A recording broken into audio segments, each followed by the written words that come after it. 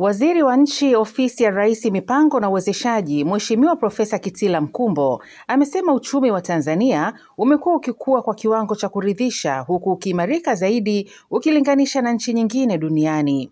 Tujiunge na George Marato kutoka bungeni jijini Dodoma. Mheshimiwa Profesa Kitila amesema hayo nje ya viwanja vya bunge jijini Dodoma muda mfupi baada ya kuwasilisha bungeni taarifa ya hali ya uchumi ya mwaka 2024 na mpango wa maendeleo wa taifa mwaka 2025-2026.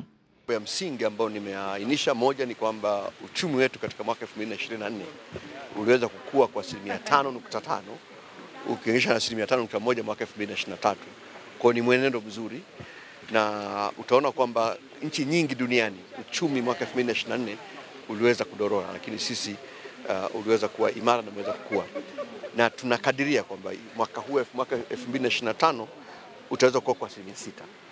Kwa hiyo ujumbe hapa ni kwamba hali ya ukuaji wa uchumi imeanza kurudi katika hali ya kawaida kabla ya ugonjwa wa COVID. Jambo la pili, nimeainisha vipaumbele vya serikali kwa mwaka ujao wa fedha, lakini muhimu ni kwamba mpango ambao tumewasilisha leo ni kiunganishi kati ya mpango ambao unaisha na kuanza kutekeleza dira ya taifa maendeleo mwaka 2050. Kwa hiyo naweka msingi wa utekelezaji wa dira ijayo. Kwa mwaka huu wa fedha serikali itatumia zaidi ya shilingi trilioni 18 katika miradi ya maendeleo. Jambo lingine la tatu ambalo Watanzania wangetaka kulijua ni kwamba moja ya sera kubwa ya serikali ni uwezeshaji wa wananchi kiuchumi. Tunafanyaje katika kuwezesha wananchi kiuchumi? Kwa sababu serikali haipeleki hela kwenye mfuko wa watu. Tunafanya kwa mambo mawili. La kwanza ni kuchochea shughuli za kiuchumi ili ajira zizalishwe, wananchi wetu waweze kufanya biashara, wananchi wetu waweze kuajiri na waweze kuajirika. Hilo ni eneo la kwanza kubwa, lakini la pili ni kuchukua hatua za makusudi za serikali kuwapunguzia wananchi gharama ili fedha badala waitumie katika huduma fulani wabaki nayo mfukoni. Na serikali imeweza kuchukua hatua kadhaa katika hili. Kwa mfano, tumeweza kutumia shilingi zaidi ya trilioni 5 katika kipindi cha miaka 4 iliyopita, ambazo tumepeleka kwa mfano bilioni 693 ikiwa ni ruzuku ya mbolea. Hii ni fedha ambayo katika hali ya kawaida wananchi wangeitumia.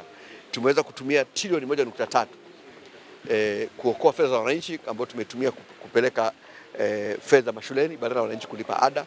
Tumetumia trilioni 2.7 kwa ajili ya kutoa mikopo kwa elimu ya juu.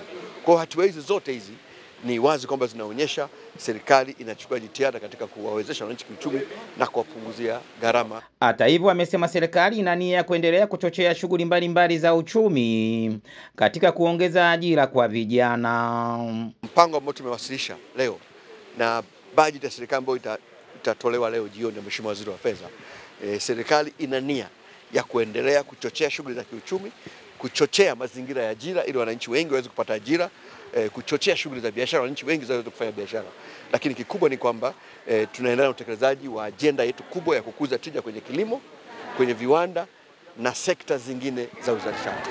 Kutoka hapa katika lango kuu la bunge jijini Dodoma, mimi ni George Marato wa GMTV.